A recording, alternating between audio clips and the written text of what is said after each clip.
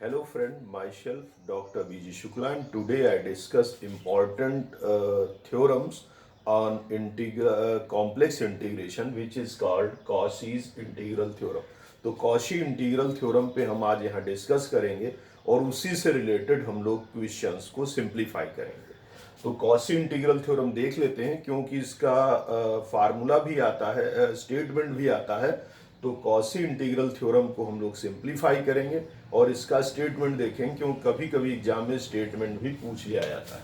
तो Cauchy integral theorem कहती है if f z be an analytic function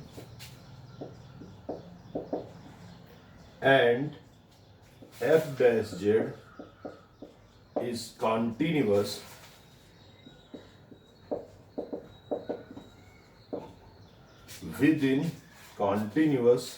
at each point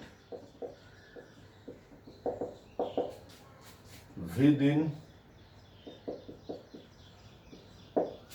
and on simple closed curve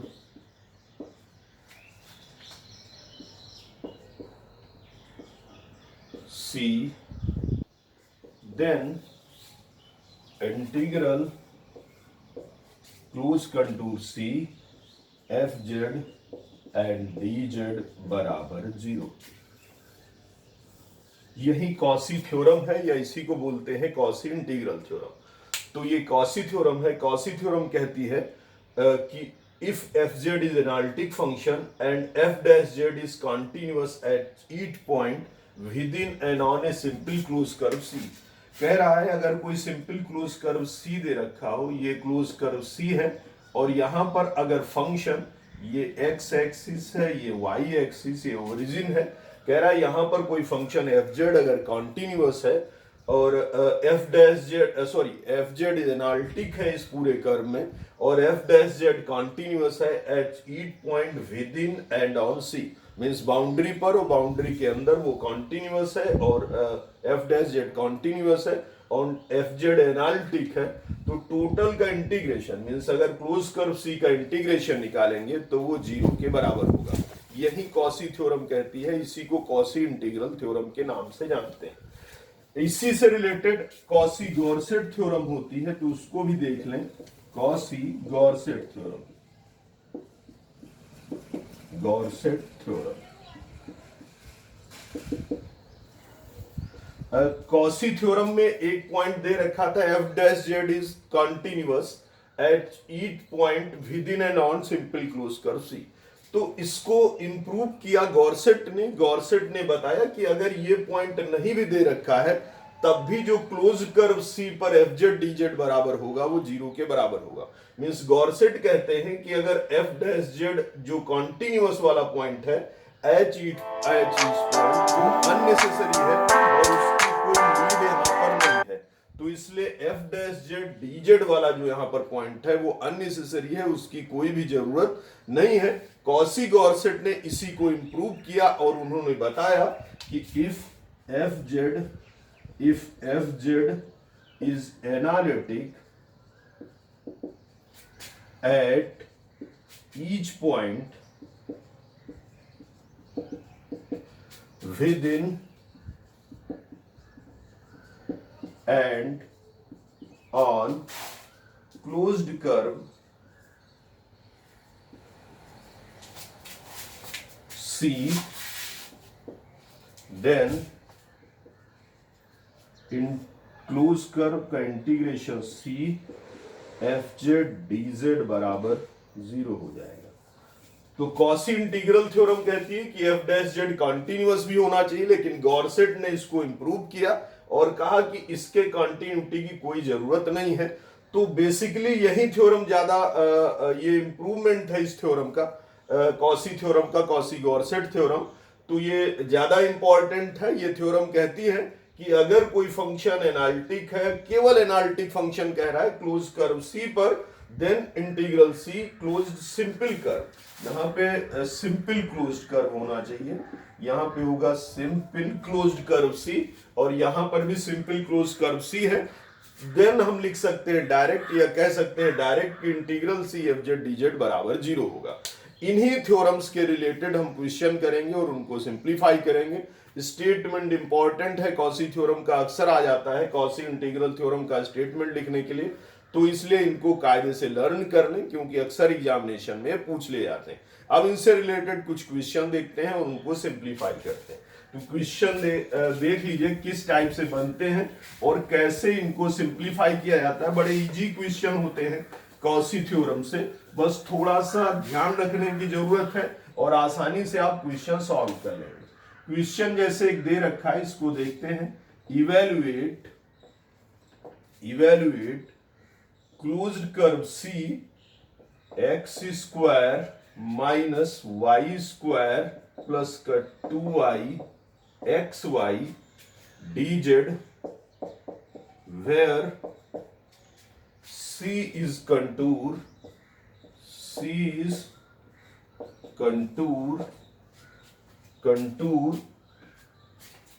mod of z बराबर 1। कह रहा C एक कोई क्लोज कंटूर है, C कोई क्लोज कंटूर दे रखा है। कंटूर का मतलब continuous chain of a finite number of regular arc, कोई कॉन्टिन्यूअस चेन बनाता है उसको कंटूर बोलते हैं। तो कह रहा है इस कंटूर पर इसको इंटीग्रेट करके दिखाना है जो हमारे पास फंक्शन दे रखा है। देखें जरा, इसको सॉल्व करते हैं और इसको सिंप्लीफाई करते हैं। देखें सॉल्यूशन। देखिए एक चीज ध्यान दीजिएगा, क्वेश्चन में यहां पर मेंशन नहीं कि आपको कॉसी थ्योरम ही लगाना है, बस आपको थोड़ा समझना है। अगर समझ जाएंगे तो आपको पता चल जाएगा यहाँ पे कॉसी इंटीग्रल थ्योरम लगेगी। अब देखते हैं कैसे लगेगी। है सबसे पहले चेक कर लें कि यहां पर फंक्शन क्या दे रखा है। तो एफ जेड इक्वल टू दे रखा है x square minus Y square plus का 2i एक्स वाई। इसको लिख सकते हैं, एफ जेड को लिख सकते हैं this is equal to x plus का आई वाई का होल स्क्वायर, क्योंकि एक्स प्लस आई वाई का होल स्क्वायर यही बनाएगा। X square plus i square y square, i square की वैल्यू -1 हो जाएगी प्लस का 2i एक्स वाई, और ये वैल्यू आ जाएगी। x प्लस आई वाई का होल स्क्वायर का मतलब यहां पर एफ जेड की वैल्यू है this is equal to z का स्क्वायर, क्योंकि x प्लस आई वाई बराबर होता है जेड। तो बेसिकली यहां पर फंक्शन जो एफ जेड आया है इट इज जेड स्क्वायर, और आप लोग जानते हैं कि फंक्शन जेड जो है वो एवरीवेयर एनालिटिक है। तो हमें किस पर निकालना है, इसकी वैल्यू किस कर्व पर निकालनी है, मॉड ऑफ जेड बराबर 1। मॉड ऑफ जेड का मतलब है, मॉड ऑफ जेड का मतलब ये सर्किल की इक्वेशन है, ये सर्किल की इक्वेशन है, और जहां पर सेंटर 0 है और रेडियस यहां पर 1 है। आप लोग जानते हैं कॉम्प्लेक्स प्लेन में सर्किल को लिखा जा सकता है z माइनस ए बराबर r। ये सर्किल की इक्वेशन होती जहां पर सेंटर a होता है और रेडियस r होती। यहां पर a की वैल्यू 0 है, इसलिए सेंटर यहां पर 0 हो जाएगा। तो ये ओरिजिन सेंटर है और रेडियस इसकी 1 है, मींस इस टाइप का कोई ये सर्किल बन रहा है। इस टाइप का सर्किल है जिसकी रेडियस यहां पर 1 दे रखी है। अब कह रहा है कि इस सर्किल में तो ये क्लोज कंटूर सी यहां बना लेगा, ये क्लोज कंटूर सी की वैल्यू यहां पर दे रखी है। कह रहा है इसके अंदर इस इंटीग्रेशन की वैल्यू निकालिए, क्योंकि एफ जेड जो है इस पूरे क्लोज कंटूर सी के अंदर एनालिटिक है। एफ जेड हर जगह एनालिटिक होता है, तो इस क्लोज कंटूर सी में भी एनालिटिक हो या क्लोज सर्किल सी में भी एनालिटिक होगा, इसलिए कॉसी इंटीग्रल थ्योरम से। तो now from Cauchy integral theorem, now from यहां पर नोट कर लें, since f z is analytic within and on C, that is mod of z बराबर 1। क्योंकि एफ जेड इसके हर पॉइंट पर एनालिटिक है, इसलिए हम लिख सकते हैं from Cauchy integral theorem, Cauchy integral theorem कहती है कि integral of c F Z D z. F Z की वैल्यू यहां पर जेड स्क्वायर है, तो इसको लिख सकते हैं integral of c z square into d z and this is equal to 0। ये वैल्यू 0 के बराबर हो जाएगी। यही कॉची इंटीग्रल थ्योरम भी कह रही थी कि अगर कोई फंक्शन पूरे क्लोज कर्व सी में एनालिटिक हो तो ये वैल्यू हमारी 0 के बराबर हो जाएगी। Close curve C integral C F Z D Z बराबर 0 के हो जाएगा और ये क्वेश्चन यहीं पर कंप्लीट हो जाएगा। बस थोड़ा ध्यान से करें तो आसानी से आप इजीली इनको सॉल्व कर सकते हैं। एक और क्वेश्चन देखते हैं इसी से रिलेटेड और उसको सिंप्लीफाई करते हैं और सॉल्व करते हैं। आपको ध्यान रखना है, बस ये चेक करना है कि जो क्लोज कर्व सी दे रखा है, यहां पर जो क्लोज कर्व सी दे रखा है वहां पर आपका फंक्शन एफ जेड एनालिटिक है कि एनालिटिक नहीं है। देखते हैं एक और क्वेश्चन इसी से रिलेटेड सिंप्लीफाई करते हैं। बड़े इजी क्वेश्चन आते हैं। इवेलुएट इंटीग्रल सी ई की power minus Z upon Z plus 1 D Z where C is the circle mod of Z बराबर 1/2। अब इसको सिंप्लीफाई कर रहे हैं, यहां पर देखें और इसको सिंप्लीफाई करें। इसकी वैल्यू निकाल के दिखाते हैं। कह रहा है इवेलुएट इंटीग्रल सी ई की power minus Z upon Z plus 1 D Z. इस इंटीग्रेशन को इवेलुएट करके दिखाएं। देखें सोल्यूशन हेयर। सबसे पहले देख लें F Z this is equal to E की power minus Z upon Z plus 1। ये एफ जेड की वैल्यू दे रखी। तो आप देख रहे हैं कि न्यूमरेटर में ई की पावर माइनस जेड है, डिनोमिनेटर में जेड प्लस 1 है। तो ये ई की power minus Z upon Z plus 1 है। ये फंक्शन एनालिटिक तब नहीं होगा जब z की वैल्यू -1 हो जाएगी, क्योंकि z की वैल्यू -1 रखेंगे तो -1 प्लस 1 -1 प्लस 1 बना लेता है 0 और 1/0 बन जाता है 1/0 बन जाता है इन्फिनिटी, और वहां पर ये फंक्शन एग्जिस्ट नहीं करता। यानी फंक्शन हर जगह एनालिटिक है, लेकिन e की power minus Z upon Z plus 1 z equal to -1 पर एनालिटिक नहीं है। लेकिन किस कर्व के अंदर कह रहा है इंटीग्रेशन करके दिखाना है। कह रहा है इस इंटीग्रल की वैल्यू इस सर्किल के अंदर, सर्किल दे रखा है मॉड ऑफ जेड मींस जिसका सेंटर 0 0 है, मींस ओरिजिन है, सेंटर यहां पर 0 और रेडियस कितनी है 1/2। तो मींस 1/2 का रेडियस का सर्किल बना। ये 1/2 रेडियस का सर्किल हो गया। ये एक्स एक्सिस, ये वाई एक्सिस। तो ये 1/2 रेडियस का सर्किल है और कह रहा है इसके अंदर आपको दिखाना है कि ये जो फंक्शन एफ जेड है इसकी वैल्यू निकाल के दिखानी है। लेकिन ये फंक्शन एफ जेड एनालिटिक नहीं है। किस पर? जेड इक्वल्स टू -1 पर। तो जेड इक्वल्स टू -1 अगर 1/2 यहां पर होगा तो 1/2 यहां पर होगा, और जेड इक्वल्स टू -1 आपका होगा -1 पॉइंट ये वाला। यहां कोई पॉइंट होगा जहां पर जेड इक्वल्स टू -1 होगा, और जेड इक्वल्स टू -1 का मतलब एक्स की वैल्यू -1। तो यहां पर एनालिटिक नहीं है, लेकिन हमें इससे कोई मतलब नहीं है। हमें क्या दिखाना है, इस सर्किल में इसकी वैल्यू क्या है। तो इस पूरे सर्किल में जो क्या है, ये एफ जेड एनालिटिक है। क्योंकि इस पूरे सर्किल में एनालिटिक है, इसे कॉची इंटीग्रल थ्योरम यहां पर लग जाएगी। Since f Z is analytic, not analytic, fz is not analytic at z equals to -1 and it is analytic everywhere at C, that is mod of z equals to 1/2। Means ये mod of z equals to 1/2 के अंदर हर जगह और इसके ऊपर within and on C means close curve में भी analytic है और इसके अंदर भी एनालिटिक है। Hence from Cauchy integral theorem, from Cauchy integral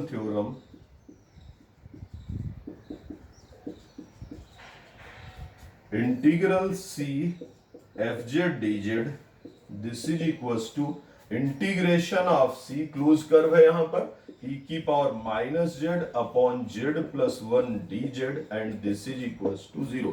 क्योंकि देखिए हमें एनालिटिक केवल चेक करना है कि इस क्लोज कर्व सी में है कि नहीं है, बाकी एनालिटिक हो या ना हो इससे हमें कोई लेना देना नहीं है। आपका ये इंटीग्रेशन आपको इस सर्किल के अंदर करना था, इसलिए क्योंकि ये सर्किल में एनालिटिक है, within and on c analytic है, इसलिए हम कहेंगे कि जो integral C F Z D z है वो वैल्यू 0 के बराबर हो जाएगी। और यहां पर कॉसी इंटीग्रल थ्योरम या कॉसी गॉर्सेट थ्योरम, उनमें से लगा के हम ये दिखा देंगे कि ये वैल्यू 0 के बराबर है, या तो हम ये हमारा इक्वेशन कंप्लीट हो जाएगा। तो ध्यान रखें, अगर function within and on c analytic है तो क्लोज कर्व है, तो एनालिटिक क्लोज कर्व है, सिंपल क्लोज कर्व है, तो integration c F Z D Z बराबर हो जाएगा 0 और यही इसकी वैल्यू निकल आएगी। एक और क्वेश्चन देखते हैं और उसको सिंप्लीफाई करते हैं।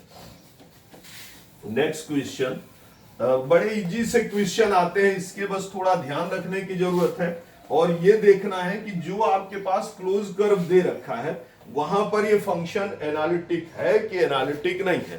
अगर एनालिटिक है तो integration C over close curve F Z D Z बराबर 0 हो जाएगा। एक और क्वेश्चन देखें और उसको सिंप्लीफाई करते हैं। इवेल्युएट करना है इंटीग्रेशन सी ई की power minus Z upon z square plus 1 into d Z Z into dz where c such that mod of z बराबर 2। तो c such that mod of z बराबर 2 है, z स्क्वायर प्लस 9 है यहां पर। तो कह रहा है ये दिखाइए, इस इंटीग्रेशंस की वैल्यू दिखाइए। क्लोज कर्व c e की power minus Z upon z square plus 9 D Z, जहां पर c जो क्लोज कर्व c दे रखा है वो सर्किल है, मॉड ऑफ z बराबर 2, सर्किल है जिसका सेंटर 0 है और रेडियस 2 है। देखें रहा सॉल्यूशन, तो यहां पर भी ध्यान से पहले चेक करें कि ये जो फंक्शन है एफ जेड, यहां पर एफ जेड लिख दें, here F z equals to बन जाएगा e की power minus Z upon z square plus 9। तो ये फंक्शन एनालिटिक है इस कर्व में कि एनालिटिक नहीं है, तो it is not analytic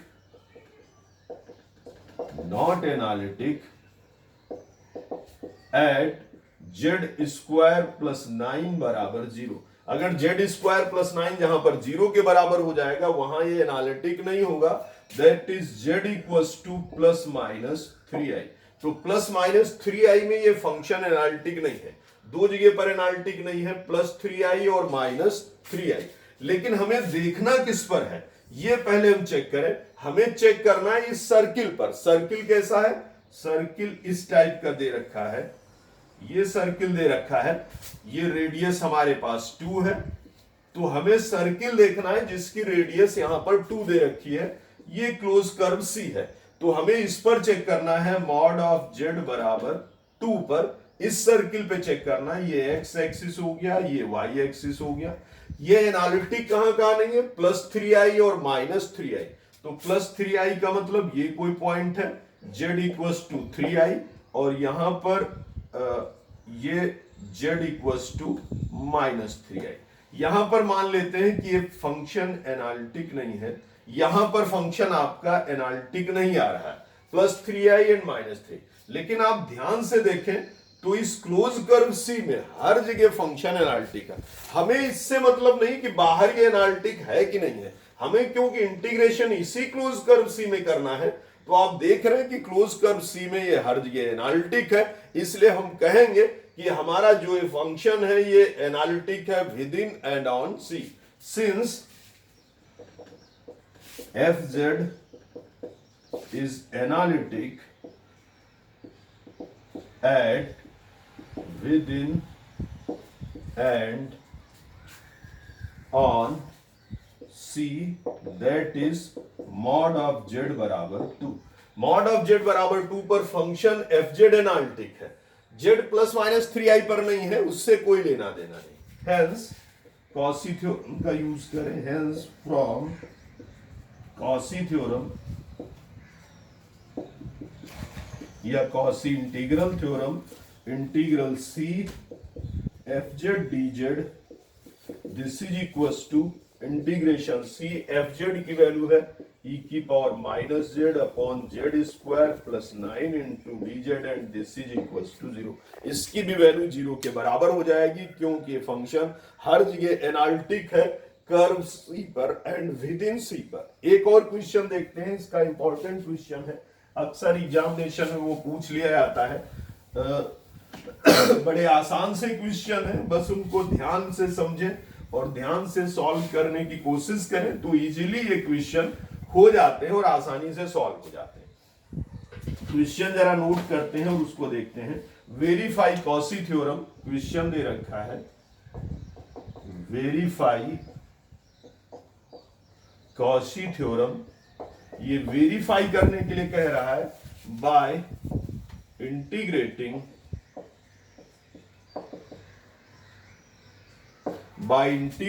e की power I Z along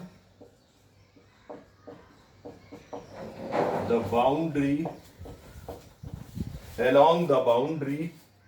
of the triangle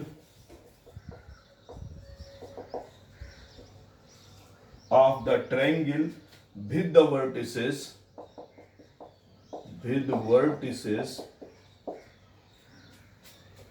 at the point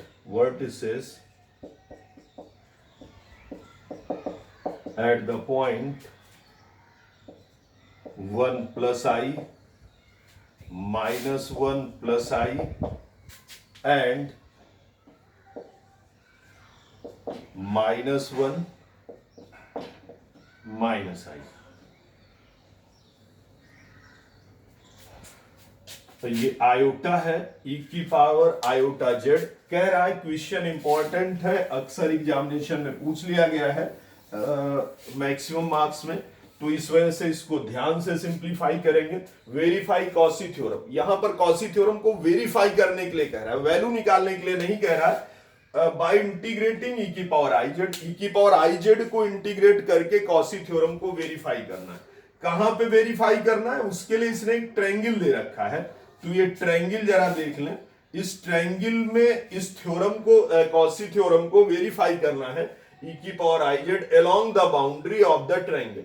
triangle की बाउंड्री है 1 प्लस आई, 1 प्लस आई का मतलब है 1, और फिर बाउंड्री 1, पॉइंट यहां पर है, दूसरी है माइनस 1 प्लस आई, तो एक पॉइंट यहां पर है, ये पॉइंट है -1, x की वैल्यू -1, y की वैल्यू 1, तीसरी बाउंड्री है यहां पर और ये दे रखा है -1, तो ये ट्रायंगल दे रखा है इस टाइप का, और इस ट्रायंगल में कह रहा है आपको कॉसी थ्योरम वेरीफाई करके दिखाना है। ये इस टाइप से एंटी क्लॉकवाइज डायरेक्शन है, यहां पर हो जाएगा ए पॉइंट, अगर मान लें तो ये पॉइंट हो जाएगा बी और ये पॉइंट हो जाएगा सी। तो आप देख रहे हैं ये क्लोज कर्व सी बनाता है। क्लोज ओ से स्टार्ट करें, इसको ओ मान लेते हैं और इसको ए मान लेते हैं और इसको बी मानते हैं। आप देख रहे हैं कि ये यहां पर जो ट्रायंगल है ये क्लोज कर्व सी बनाता है, और आप लोग जानते हैं कि e की पावर आई जेड हर जगह एनालिटिक होता है, एवरीवेयर एनालिटिक है। क्लोज कर्व सी पर भी एनालिटिक होगा, जो आपका एक क्लोज कर्व है यहां पर भी एनालिटिक होगा। आपको बस ये दिखाना है, ये वेरीफाई करके दिखाना है कि इसकी वैल्यू 0 के बराबर होगी बाय द वर्टिसेस। एक एक वर्टिसेस लेके, मींस थ्योरम का यूज नहीं करना है, बट दिखाना है कि वैल्यू आपकी डायरेक्ट 0 के बराबर होगी। तो देखें जरा सॉल्यूशन, इवेल्युएट करके इंटीग्रेट करके दिखाना है कि ये वैल्यू 0 के बराबर है। वेरीफाई कॉसी थ्योरम, जिससे कि कॉसी थ्योरम वेरीफाई हो जाएगी कि क्लोज कर्व सी में जो भी इंटीग्रेशन होता है वो 0 के बराबर होता है। तो यहां पर देखें, here F Z equal to दे रखा है e की power I Z, hence formula हम लिखेंगे integral C F Z e की power I Z into dz। This is equal to, ये वैल्यू निकालने के लिए हमें तीन वैल्यू निकालनी पड़ेगी। इंटीग्रेशन ऑफ e की power i z dz plus integration of e की power i z dz plus का इंटीग्रेशन ऑफ e की पावर i z dz। सबसे पहले along OA, फिर along AB और फिर along BO। इसको मान लेते हैं इक्वेशन नंबर 1। अब तीनों इंटीग्रेशन को दिखाएंगे क्योंकि लाइन इंटीग्रेशन यहां यूज करेंगे और तीन पार्ट में लाइन को डिवाइड करेंगे और हम दिखाएंगे कि ये वैल्यू 0 के बराबर आएगी। इंटीग्रेशन क्लोज कर्व C की पावर i z dz बराबर 0। तो सबसे पहला पॉइंट लेते हैं, फर्स्ट पॉइंट along, सबसे पहला पॉइंट है along OA। तो OA के along आप देख रहे हैं यहां पर x की वैल्यू y के वैल्यू के बराबर है, यानी यहां पर x बराबर y है।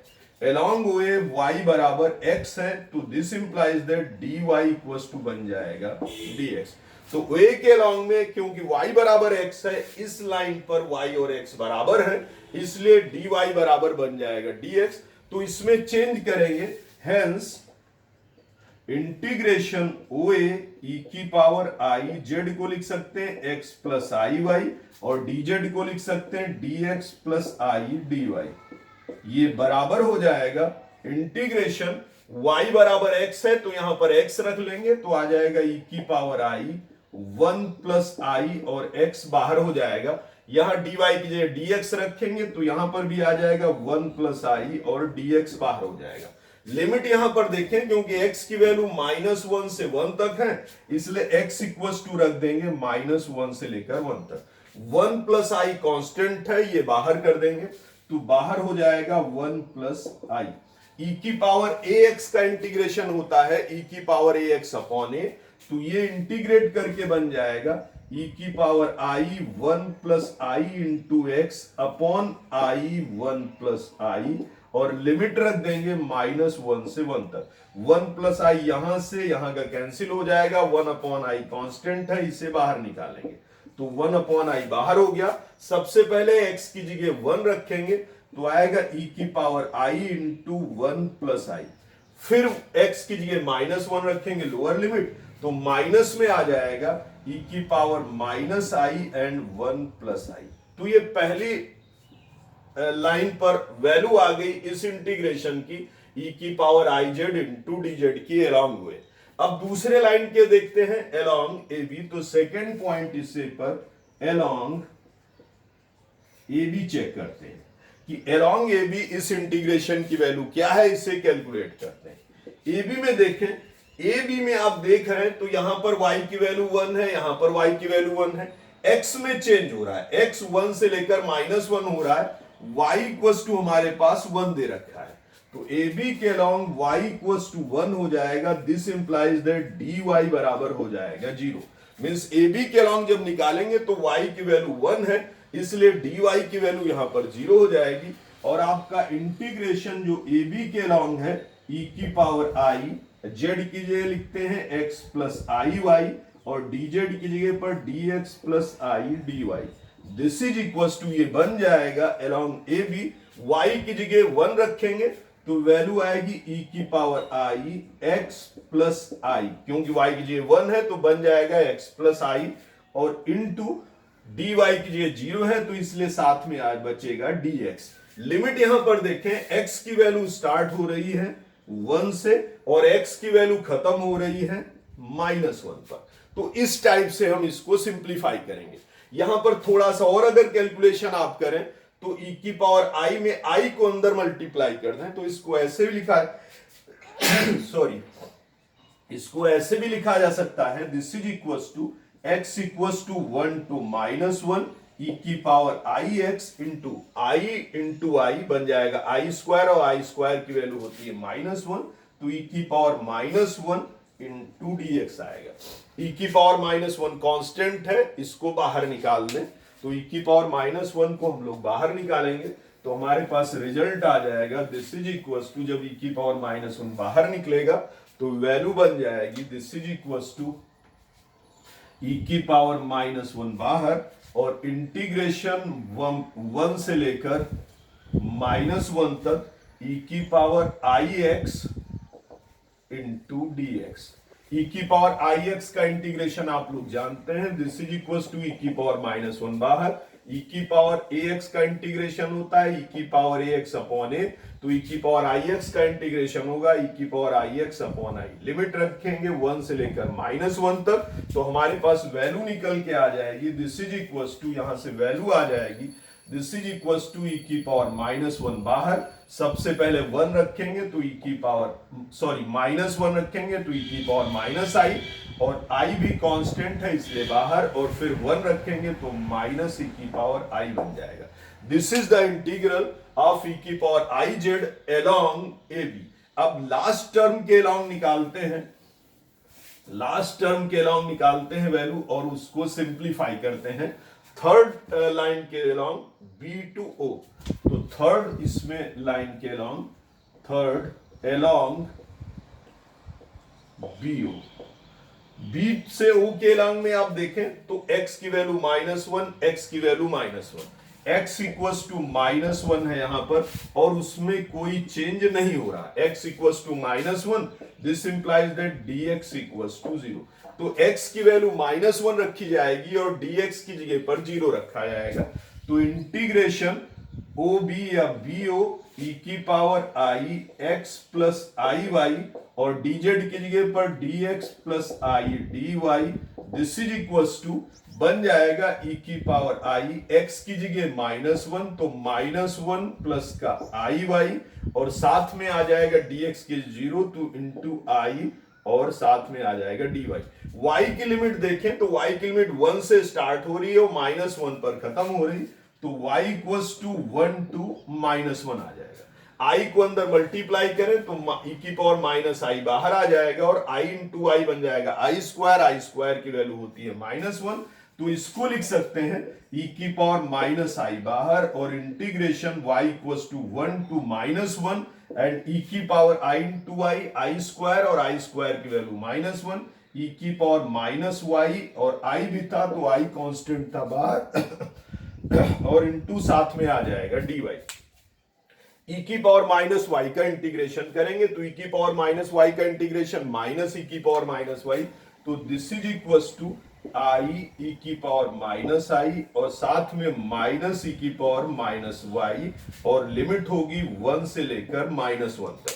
लिमिट पुट कर दें, लिमिट पुट करें तो वैल्यू हमारे पास आ जाएगी, माइनस साइन बाहर निकालें तो आ जाएगी माइनस का i, और e की पावर -i, जब लिमिट पुट करेंगे -1 तो माइनस माइनस आ जाएगा +1, तो e की पावर 1, और जब लोअर लिमिट पुट करेंगे तो माइनस यहां से बन जाएगा e की पावर -1।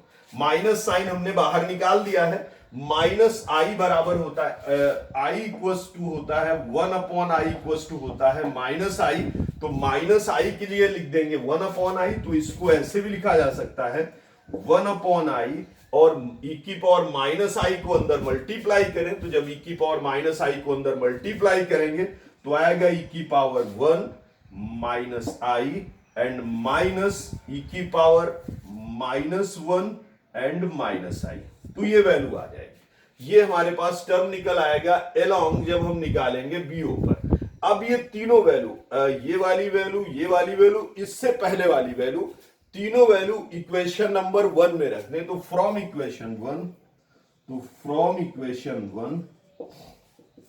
इंटीग्रेशन सी ई की power I Z D Z बराबर हो जाएगा 1/i e की पावर 1 -i माइनस e की पावर -1 -i एंड यहां पर भी e की पावर -1i को अंदर मल्टीप्लाई करेंगे तो e की पावर i बाहर आ जाएगा, प्लस का e की पावर -1 मीन्स -1 -i, और माइनस का e की पावर -1 और साथ में आएगा +i। यहां पर देखें कुछ टर्म कैंसिल हो रहे हैं, तो ये टर्म इस वाले टर्म से कैंसिल हो जाएगा, माइनस का दूसरी वैल्यू पुट करेंगे तो प्लस का e की पावर -1 +i, और माइनस का e की पावर 1 -i। पिछले वाले टर्म की वैल्यू यहाँ मिट गई थी, उन वैल्यू को भी पुट करेंगे तो ये सब वैल्यू आपस में कैंसिल हो जाएंगी and this is equals to 0। उसमें आई से सेकेंड फर्स्ट टर्म में आई से मल्टीप्लाई करके देन आफ्टर वैल्यू पुट कर देंगे तो ये टोटल वैल्यू आप देख रहे हैं कैंसिल होके 0 हो जा रही है। इसलिए हम लिखेंगे यहां पर कि कॉसी थ्योरम वेरीफाई है, हेंस कॉसी थ्योरम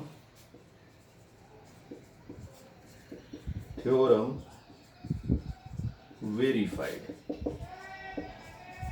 तो कॉसी थ्योरम जो होगी वो यहां पर वेरीफाई हो जाएगी और इसी के साथ ये क्वेश्चन कंप्लीट हो जाएगा।